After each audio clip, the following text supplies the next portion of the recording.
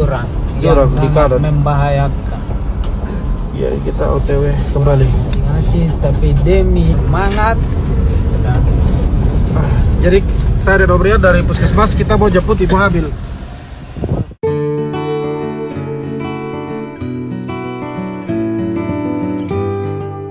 Perkenalkan, nama saya Arlando Martino Napako, biasa dipanggil Aldo.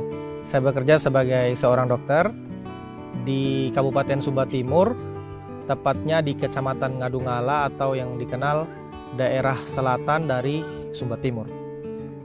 Bisa dibilang untuk ke selatan itu perjalanan yang ditempuh cukup susah. Kenapa? Yang pertama, akses jalan ke sana bisa dibilang paling sulit untuk di Sumba Timur, di mana kita menemui jalan berlubang, harus melewati sungai tanpa jembatan.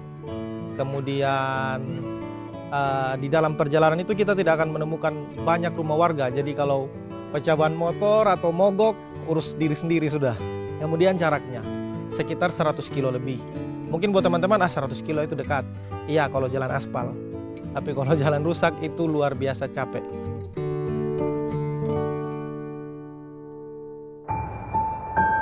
Satu minggu saya di sana, saya belum menemukan alasan saya harus survive di sana.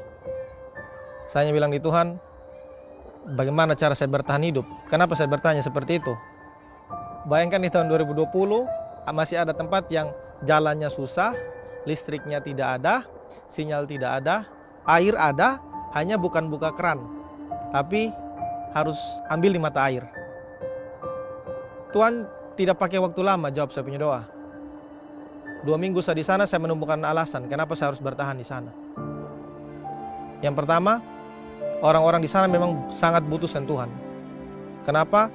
Karena wilayah selatan itu saking jauhnya dari kota, jadi untuk pelayanan kesehatan pun itu tidak maksimal di sana. Di Kecamatan Ngadungala, di puskesmas saya, 7.200 penduduk kalau saya tidak salah. Jumlah jiwanya di sana 7.200. Di mana hanya ada 1 orang dokter. Jadi saya sendiri. Ada 5 orang bidan, ada sekitar 8 orang perawat dan tenaga kesehatan lainnya. Ada kesling, promkes dan lain-lain. Nah, pelayanan kami itu bisa dibilang sangat fleksibel. Ternyata Tuhan tahu di tempat yang jauh itu Tuhan tempatkan orang-orang luar biasa, sehingga ketika saya memutuskan mengabdi di sana, saya rasa itu pilihan yang tepat. Yang kedua, Tuhan memberikan saya alasan bahwa di sana tempatnya jauh, tapi ada cinta kasih yang luar biasa. Kenapa saya bilang begitu? Dalam 2 minggu, saya sudah punya banyak kawan. Siapa kawan saya? Tetangga-tetangga puskesmas saya. Di mana setiap sore saya akan pergi cari kopi, teh, makan nasi, segala macam untuk bertahan hidup dan membuat saya merasa nyaman. Dan itu betul. Saya merasakan kenyamanan di situ. Mereka menganggap saya seperti anak mereka sendiri. Hari ini saya makan di rumah yang satu, besok saya makan di rumah yang lain. Tatkala saya bosan di puskesmas, saya tidur di rumah warga. Jadi ketika saya di sana, tidak ada hiburan apapun yang biasa kita dapatkan di kota, hiburan saya adalah mereka. Duduk bersama, cerita, sharing pengalaman, sharing tentang cerita kehidupan, main gitar, bakar ayam. Jadi 3 alasan simpel ini membuat saya bertahan.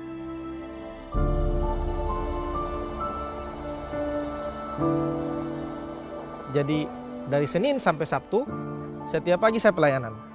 Saya mulai dari jam 8 pagi sampai jam 10, poli saya change. Teman perawat ganti saya di poli, saya lanjut tugas luar. Tugas luar saya biasa saya menggunakan motor untuk tempat-tempat yang tidak bisa dijangkau. Kalau yang masih bisa dijangkau, ketika ambulans sedang ada, saya pakai ambulans. Nah, apa yang saya buat di luar? Saya pelayanan kesehatan. Apa yang saya buat? Saya jemput bola. Kenapa seperti itu?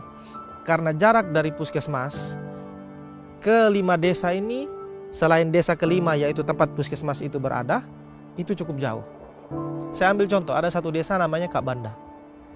Dari puskesmas ke Kak Banda butuh 2 jam perjalanan. Jaraknya hanya 20 kilo. Bayangkan 20 kilo tapi 2 jam perjalanan, itu serusak apa? Bayangkan saja.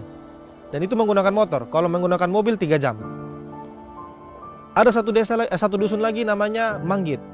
Untuk ke sana harus melewati 10 sungai tanpa jembatan. Pergi, pulang 10 kali lagi.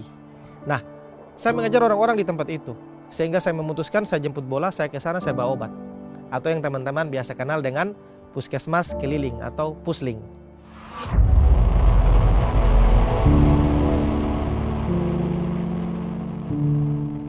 Di situ Tuhan mencukupi kami bukan lewat materi secara langsung, tapi lewat kepuasan batin ketika kami melayani orang, orang sembuh, orang berterima kasih. Kami puji Tuhan, ada yang kasih ayam, ada yang kasih beras, kasih kemiri 1 kantong, kasih sirip pinang. Tuhan terlalu luar biasa. Saya menangis lagi. Kalau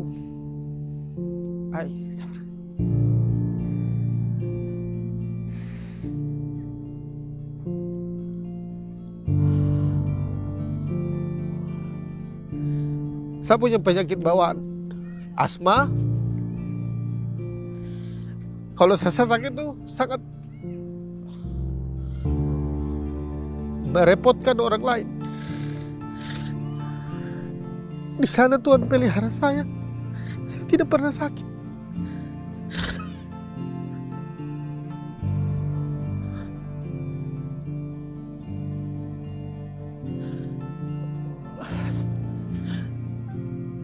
Walaupun jalannya susah, saya tidak pernah jatuh. Harus langgar banjir, saya tidak pernah kena bawa banjir.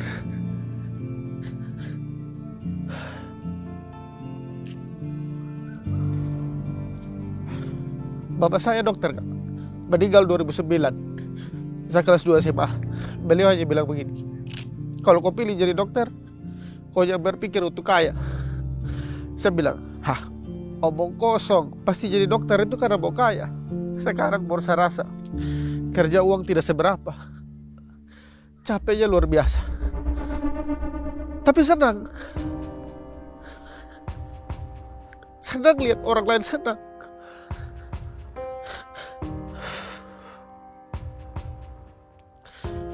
Datang, ada yang tidak sadar, pasang infus, rawat, pulang sadar, ibunya menangis, terima kasih.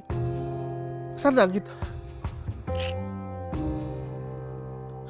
Tuhan yang balas.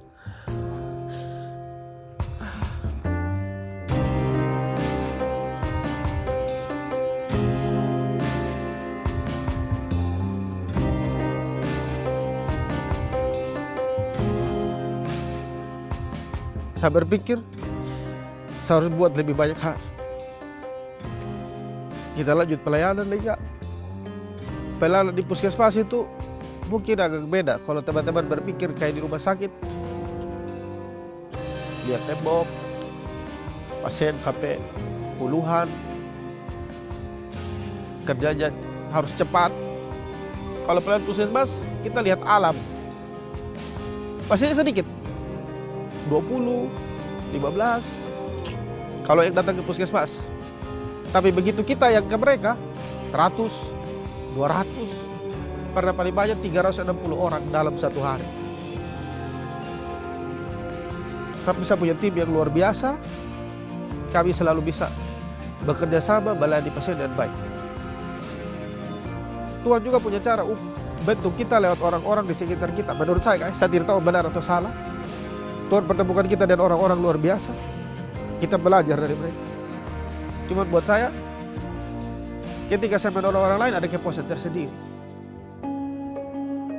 Entah lewat saya kasih obat kemudian ada yang sembuh, ada warga yang bangun rumah saya pergi bantu gali-gali, ada ibu hamil saya tolong, ada yang tanam di sawah misalnya saya ikut pergi tanam, ada yang panen mente saya ikut panen. Saya senang bantu orang aja, senang saya. Cara berpikir saya seperti itu. Saya senang ketika saya bisa membantu orang lain. Kalau secara umum ya mungkin tahu lah, Tuhan baik, Maha Penyayang, Maha Pengasih, itu sudah semua orang tahu lah. Cuman istimewa buat saya itu, Tuhan itu kayak orang tua. Saat anaknya main, tidak semua orang tua dia tarik, kau jangan ke situ, kau jangan ke situ. Ada kadang orang tua yang bilang biar dia main lumpur sedikit, biar dia senang. Ada yang ambil barang isi di mulut, ada orang tua yang jangan isi di mulut. Tapi ada juga orang tua, biar dia gigit-gigit, saya tidak apa-apa, nanti kan tinggal cuci tangan. Ada yang begitu. Nah, Tuhan itu seperti orang tua. Kita jadi untuk orang yang seperti saya, Tuhan akan jadi orang tua yang seperti ini. Untuk kakak misalnya, Tuhan akan jadi orang tua yang seperti ini. Seperti itu. Jadi buat saya, Tuhan seperti orang tuanya saya.